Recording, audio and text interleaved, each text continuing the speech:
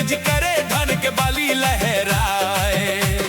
माटी के माथे चंदन लगे, पानी बने सिंगार। मेहनत के पूजा करते हैं आज हमारे घर दुआर। हरेली तिहार आगे रे, हरियर बहार छगे रे। गेड़ी के खट खट सुन के सुघर गो जाग गे रे। नांगर कुदारी पूजब संगी, गावब धरती के गान। हरेली तिहार आगे रे, मोर छत्तीसगढ़ के शान।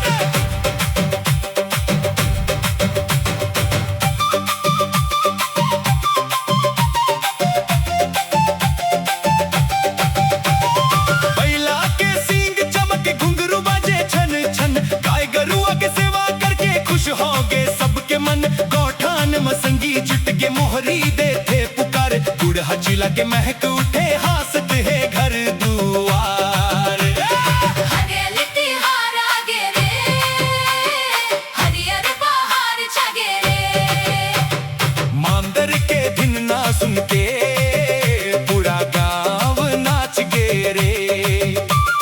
नांगर कुदारी पूजब संगी, गावब धरती के गान। हरेली तिहार आगे रे, मोर छत्तीसगढ़ के शान।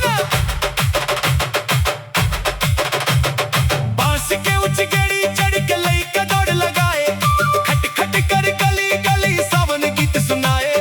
दाई हंसे ददा हंसे, सियन देते आशीष सबके आंखी हरियर सपना माटी संग जुड़ गए प्रीत।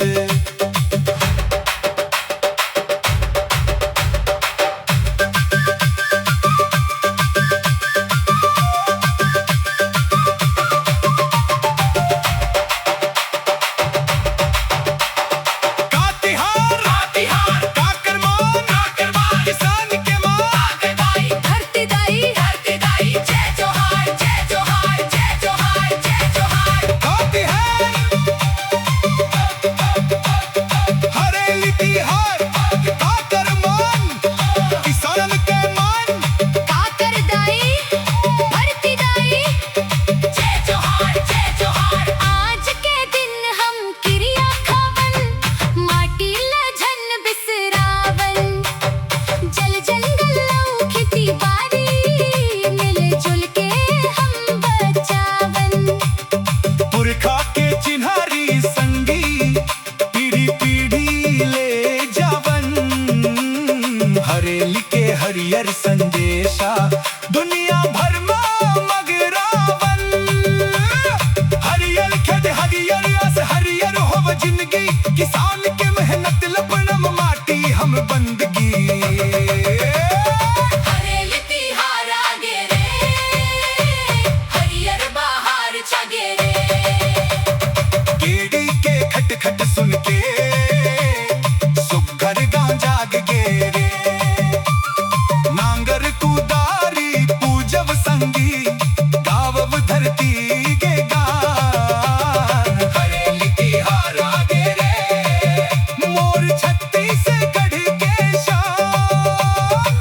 हरेली तिहार आगे हरेर बहार छगे रे, बहार छगे रे। मांगर के थिन न सुन के गावो नाच गे रे। चल जंगल आऊ किते बारी हमर जीवन हमर मान। हरेली तिहार आगे रे, मोर छत्तीसगढ़ के शान। किती खट खट मांदर हम हरियर माटरी जय जोहार। हरेली तिहार आगे रे। मोर माटी के सूर परिवार के ओर ले आप जम्मो झनला हरेली तिहार के गाड़ा गाड़ा बधाई और शुभकामना। जय हरेली जय जोहार।